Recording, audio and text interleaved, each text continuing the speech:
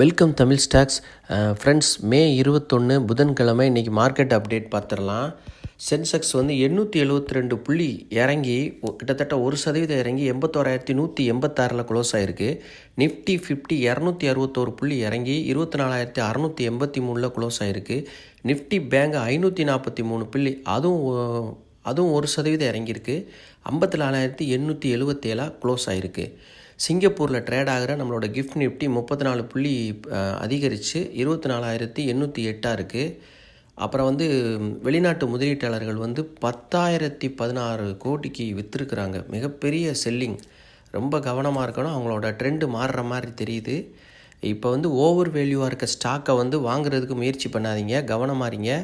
ஏன்னா 10,000 கோடிக்கு விற்கிறது சாதாரண விஷயம் இல்லை, ஒரே நாளில் விற்றுருக்குறாங்க. ஆனால் இன்னொரு ப்ளஸ் பாயிண்ட் என்னென்னா, உள்நாட்டில் வந்து 6,738 கோடிக்கு வாங்கியிருக்கிறாங்க. கொஞ்சம் பேலன்ஸ் பண்ணியிருக்காங்க. இருந்தாலும் 10,000 கோடிங்கிறது பெரிய விற்பனை தான். அப்புறம் வந்து அமெரிக்க டாலருக்கான இந்திய ரூபாயோட மதிப்பு 85 ரூபா 64 காசாக இருக்குது. 24 காசு விழுந்திருக்கு. அப்புறம் குரூட் ஆயில் வந்து ஸ்டேபிளாக இருக்குது 5,301. நேச்சுரல் கேஸு கிட்டத்தட்ட 7% ஏறி இருக்குது. நேற்று இறங்குனது அப்படியே ஏறி இருக்குது. இன்றைக்கி 18.50 அதிகரித்து 286 இருக்குது. கோல்டு வந்து 1,514 புள்ளி ஏறி இருக்குது. 1.5% பெரிய ஏற்றம். நம்ம சொல்லியிருந்தோம் முதல் தடவையாக இப்போ வாங்கலாண்டு. அப்போ வந்து அந்த ரேஞ்சை விட்டு தாண்டி மேலே வந்துருச்சு. 1.5% இருந்துச்சு. எல்லாம் உங்களை சொல்லுவாங்க வாங்குங்கம்பாங்க, வாங்காதீங்கம்பாங்க, எல்லாம் சொல்லுவாங்க. உங்களோட வேலை என்னென்னா, எப்போயெல்லாம் ஒரு 10-15% இறங்குதோ, இப்போ 1 லட்ச ரூபாயிலேருந்து MCX கோல்டு 10 கிராம் 92,000 ரூபாய்க்கு வந்துச்சு. அப்போ ஒரு ட்ரிப்பு நீங்கள் வாங்கிடலாம், ஒன்றும் பிரச்சனை இல்லை. 10% இறங்கியிருக்குன்னா வாங்கிடணும். அதுக்கப்புறம் ஒரு 10% இறங்கும் போது இன்னொரு தடவை நம்ம முதலீடு பண்ணலாம். மொத்தமாக நிறையா மட்டும் வாங்காமல் கொஞ்சம் கொஞ்சமாக வாங்கிக்கிட்டு இருக்கலாம். இப்போ அது கொஞ்சம் வாங்கியிருந்தால் அது உங்களுக்கு நல்ல பலனாக இருக்கும். அது ஒன்று. அப்புறம் நேச்சுரல் கேஸ் வந்து சொல்லியாச்சு, நேற்று நம்ம இறங்குச்சு, இன்றைக்கி அது ஏறிடுச்சு. அப்புறம் சில்வர் வந்து 1,539 புள்ளி ஏறி 1.5%. அதுவும் கோல்டு சில்வர் ஒரே மாதிரி இருக்குது. 96,992 இருக்குது சில்வரு. அப்புறம் வந்து இன்றைக்கி ரிசல்ட் அறிவிக்கக்கூடிய முக்கியமான கம்பெனிஸை பார்த்துருவோம். ரிசல்ட்டு அப்புறம் டிவிடெண்டு. ONGC வந்து இன்றைக்கி ஆடிட்டிங் ரிசல்ட் அறிவிக்கிறாங்க, டிவிடெண்ட் அறிவிக்கிறாங்க 21 மே.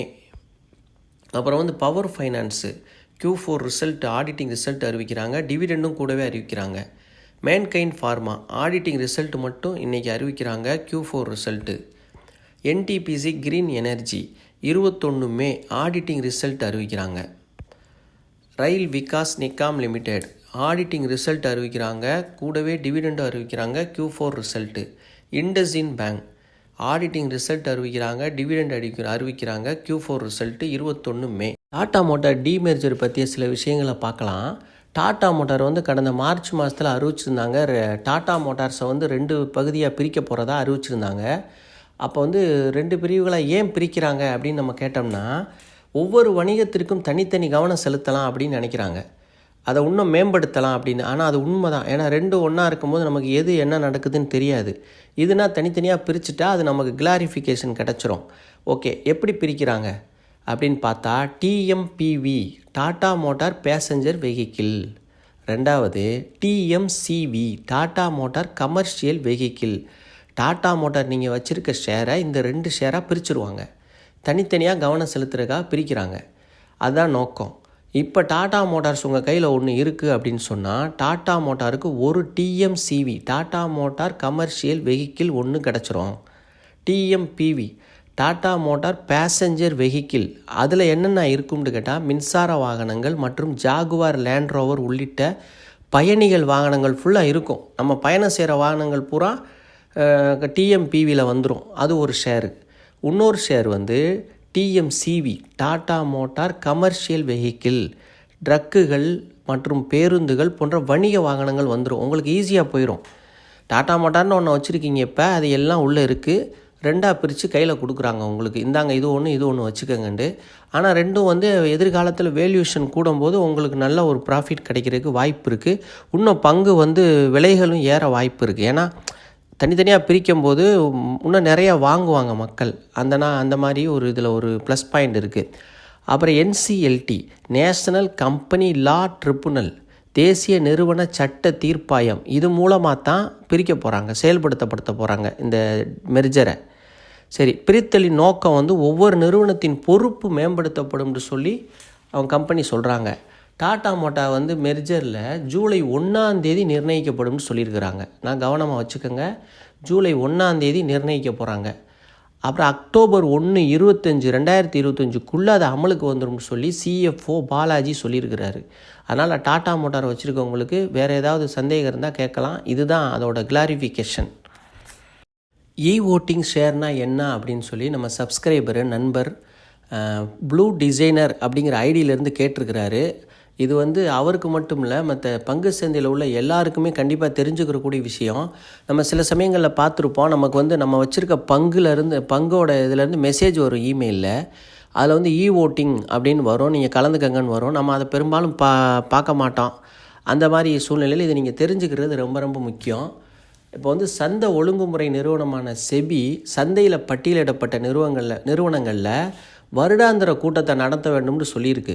ஆனுவல் ஜெனரல் மீட்டிங், அதாவது நிதியாண்டு முடிஞ்ச நாளில் இருந்து 5 மாதங்களுக்குள்ளே ஏஜிஎம் நடத்தப்பட வேண்டும். ஆனுவல் ஜெனரல் மீட்டிங், வருடாந்திர கூட்டம். இப்போ வருடாந்திர நிதிநிலை அறிக்கைகள் சமர்ப்பிக்கிறத தவிர இயக்குநர்கள் மாற்றம், மேலாளர்கள் நியமனம், ஆண்டு பொதுக்கூட்டத்தின் போது எடுக்கப்படுகின்ற முக்கியமான முடிவுகள், இந்த பதவிகளுக்கான ஊதியங்கள், இவை எல்லாமே நிர்ணயம் செய்யப்படுது அந்த ஆனுவல் ஜெனரல் மீட்டிங்கில் தான். எனவே ஒரு பங்குதாரராக கம்பெனி முடிவுகளை பங்கேற்க உங்களுக்கு முழு உரிமை உண்டு. உங்கள் வாக்கு அளிக்கிறதன் மூலமாக நிறுவனத்தோட முக்கிய முடிவுகளை உங்களால் கூட அந்த போக்கை கூட மாற்றவும் முடியும். அப்புறம் கொரோனாவுக்கு அப்புறம் இது முழுக்க ஓட்டிங் ஆன்லைனில் மாற்றப்பட்டிருக்கு. ஆன்லைன்லேயே நம்ம எல்லாமே வாக்களிக்கலாம். அந்த மாதிரி ஒரு வசதியை கொண்டு வந்திருக்கிறாங்க. ஓட்டிங்கில் கலந்துக்கிறதுக்கு என்ன தகுதி வேண்டும்? இப்போ வந்து அந்த கம்பெனியோட ஒரு ஷேர் உங்கள்கிட்ட டிமேட் அக்கௌண்ட்டில் இருந்தாலே போதும், நீங்கள் ஓட்டிங்கில் கலந்துக்கலாம். அப்புறம் ஓட்னா என்ன? நிறுவனங்கள் சட்டம் 2013 பட்டியலிடப்பட்ட எல்லா நிறுவனங்களும் ஏஜிஎம் வசதிகளில் மின்னணு வாக்களிப்பை கட்டாயமாக்கியிருக்கு. எல்லா கம்பெனிலையுமே வந்து மின்னணு வாக்களிப்பு செய்கிறதுக்கு வசதி செஞ்சுருக்கிறாங்க. 2013 அப்புறம் மின்னணு வாக்குப்பதிவுன்றது ஒரு டிஜிட்டல் கட்டமைப்பு. அப்போ பங்குதாரர்கள் வந்து பல தீர்மானங்களில் வாக்களிக்கலாம், எங்கேருந்தும் வாக்களிக்கலாம். அதுதான் இதில் ஒரு பெனிஃபிட்டு. நீங்கள் போகணும்னு எந்த இதுவும் இல்லை, நீங்கள் எங்கே இருந்தும் வாக்களிக்கலாம். கம்பெனி எடுக்கும் இயக்குனர், அப்புறம் மாற்றம், டிவிடெண்டு, போனஸு, மற்ற கம்பெனி தொடர்பான முக்கிய விஷயங்களில் பங்குதாரர்களோட முடிவை வந்து கம்பெனி ஏற்றுக்கிறோம். நீங்கள் கம்பெனி செயல்படுத்துகிற ஒரு விஷயம் உங்களுக்கு திருப்தியாக இல்லைன்னு சொன்னால் அதை நீங்கள் ஏற்கலாம் அல்லது எதிர்க்கலாம். வாக்களிப்பு காலம் எப்படின்னா, பொதுவாக ஆண்டு கூட்ட தேதிக்கு 3 நாளைக்கு முன்னாடி வர திறந்திருக்கும் வாக்குப்பதிவு. ஒரு நாளில் இருந்து குறைஞ்சது 3 நாட்களுக்கு இந்த வாக்குப்பதிவு திறந்திருக்கும். இந்த ஓட்டிங் எப்படி நடக்கும்னு பார்ப்போம். உதாரணத்துக்கு உங்கள்கிட்ட வந்து வோடாஃபோன் பங்குதாரராக நீங்கள் இருக்கீங்க. அவர்களோட ஆண்டு பொதுக்கூட்டம் ஜூலை 10 வச்சுக்கொள்வோம். இது உதாரணத்துக்கு தான். நிறுவனத்திடமிருந்து உங்களுக்கு ஒரு மின்னஞ்சல் வரும். அதில் ஜூலை 6 10 வரையிலான வாக்களிப்பு காலமும், குறிப்பிட்ட இந்த காலகட்டத்திற்கு பிறகு தொலைதூர மின்னணு வாக்களிப்பு NSDL முடக்கி வைக்கப்படும். அதாவது 10 அவங்க வந்து ஆனுவல் மீட்டிங் வச்சுருக்காங்கன்னா 6 9 வரை இந்த விண்டோ ஓப்பன் ஆகிருக்கும், நீங்கள் வாக்களிக்கிற விண்டோ. அதுக்கப்புறம் அதை வந்து NSDL, நேஷ்னல் செக்யூரிட்டி டெபாசிட்டிஸ் லிமிடெட், நம்ம ஷேர்லாம் அவங்க தான் ஸ்டோரேஜ் பண்ணி வச்சுருப்பாங்க. ஷேரு, எலக்ட்ரானிக் ஷேர்ஸு, அப்புறம் பாண்ட்ஸ் எல்லாம் ஸ்டோரேஜ் பண்ணி வச்சுருக்கிற இடம் வந்து NSDL. இப்போ கூட ஸ்டாக் மார்க்கெட்டில் கூட அது IPO போட்டு வந்துட்டாங்க. அவங்கள்ட்ட வந்து இது ஸ்டோர் ஆகி இருக்கும் நம்ம ஷேர்லாம். அவங்க என்ன பண்ணுவாங்கன்னா, அவங்க தான் அதை கட்டுப்படுத்துவாங்க. அவங்க முடக்கி வச்சுருப்பாங்க, அந்த விண்டோவை வந்து முடக்கிடுவாங்க 3 நாளைக்கு அப்புறம் வந்து நம்ம வாக்களிக்க முடியாது. அப்புறம் இயக்குநர்கள், நிர்வாக இயக்குநர்கள், தணிக்கையாளர்கள் மற்றும் அவர்களின் ஊதியம், நியமனம், டிவிடெண்டு, நம்ம ஏற்கனவே சொன்ன மாதிரி அனைத்து விஷயங்களையும் பங்குதாரர்கள் வாக்களிப்பாங்க. ஏஜிஎம் ஆண்டு கூட்டத்தில் எடுக்கப்படுற அனைத்து முடிவுகளும் பங்குதாரர்களுக்கு அனுப்பி வச்சுருவாங்க.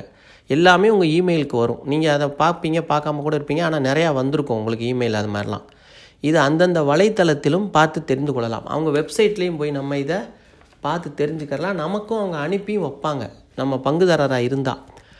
அப்புறம் வந்து எப்படி வாக்களிப்பாங்க அப்படின்றத பார்த்தா, ஒரு பங்குதாராக நீங்கள் வாக்கை பதிவு செய்ய NSDL இல்லாட்டி CDSL வலைத்தளங்களுக்குள்ளே போயிட்டு உங்கள் ஐடி பாஸ்வேர்டை பயன்படுத்தி வலைத்தளத்திற்கு உள்ளே போயிடணும். உங்கள் மொபைல் எண்ணிற்கு அல்லது மின்னஞ்சல் முகவரிக்கு ஒரு OTP வரும். உங்கள் செக்யூரிட்டிஸ் புரோக்கர் பாஸ்வேர்டு இல்லை. இது என்னென்னா NSDL CDSL உள்ள அந்த டிமேட்டை கணக்கிற்கு உள்ள ஐடி, அப்புறம் டிபி ஐடி 8 இலக்க எண்கள், அதை தொடர்ந்து 8 இலக்க கிளைண்ட் ஐடி, மொத்தம் வந்து 16 இலக்க நம்பர் உங்களுக்கு இருக்கும். எல்லாருக்குமே இருக்கும் டிமேட்டில் அக்கௌண்ட் வச்சுருந்தா.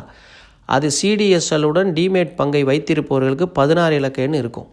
இதில் நீங்கள் இப்போ ஒரு தடவை தான் உங்களுக்கு ஃபஸ்ட்டு உள்ளே போகிறப்ப பாஸ்வேர்டு இதெல்லாம் இது பண்ணணும். அப்புறமா நீங்கள் ஈஸியாக உள்ளே போய்க்கலாம்.